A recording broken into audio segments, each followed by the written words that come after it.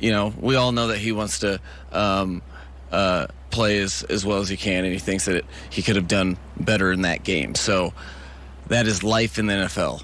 And whether you have 7 Super Bowl rings, or you haven't been to a playoff game yet, or you're a rookie, you're a 10-year vet, you're a 5-year vet, you will always, player, coach, anybody involved, be going through that experience. All right, we got there with Mike McDaniel. We hear that answer, and now let's talk expectations for the head coach of the Dolphins, for Tua, the Dolphins' offense in general against the Chargers come Sunday night, Jay. I expect a lot from them. I expect a bounce-back game. Listen, the 49ers defense is really good. They're not playing them this week. They're playing the Chargers defense, who ranks 30th in points allowed from their side of the ball. They've given up 13 plays of 20-plus touchdowns, and the Dolphins offense is explosive. It is the perfect game to come off that 49ers game, to get an opportunity for Tua to get going, getting the ball and the speed of the players on the offense. Yes, we know Tyreek Hill. We know Jalen Waddle. We saw Sherfield take the opening play versus the 49ers. Just rolling. What's up, Trent? Mostert, a guy who can run as well. The Dolphins offense is known for explosive plays, and they're going to get an opportunity come Sunday versus these Chargers to go out there and get back on track. Anybody playing this 49ers defense is not going to look the same on any given Sunday, Monday, Thursday. Now we have Saturday games. So bounce back, watch the film off of that game. Tua knows he didn't play well. This is an opportunity for him to show, hey, I had a little bit of adversity. I've dealt with that my entire career. I know how to bounce back. I know how to prepare and get ready for the next. This is prime time, and they're coming off a loss, and this is different than any other game. And they've got a weapon, though.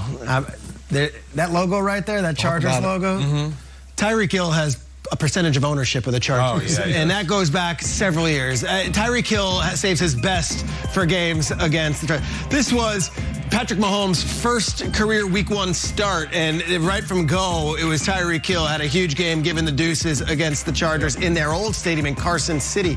Also had a punt return touchdown in this game.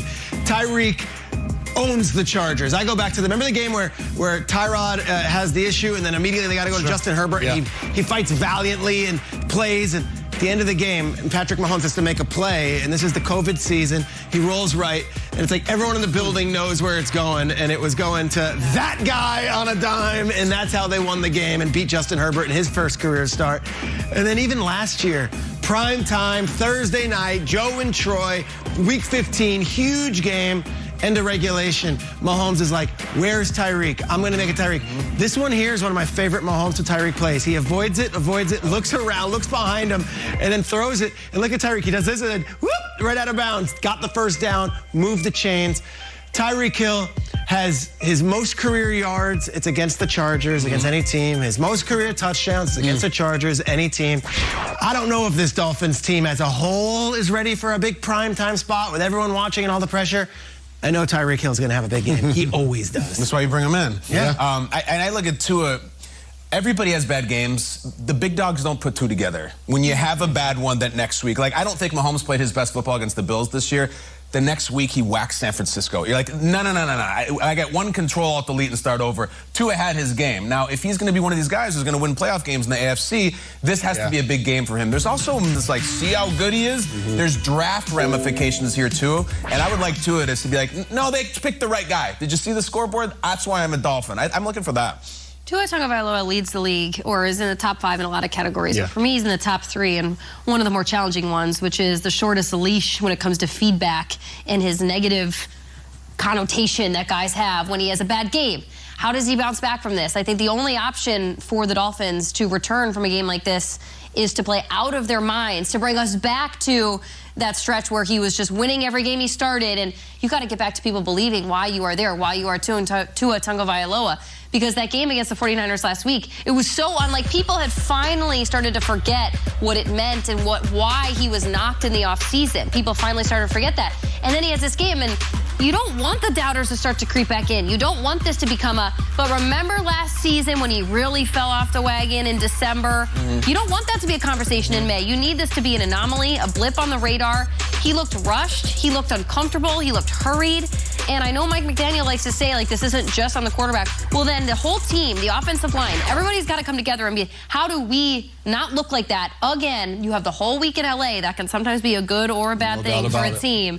And it would become a conversation if it's really, really brutal against the Chargers. Prime time here against the Chargers. They were flexed into it. So the NFL's like, this is our prime matchup of the week. It's a big statement.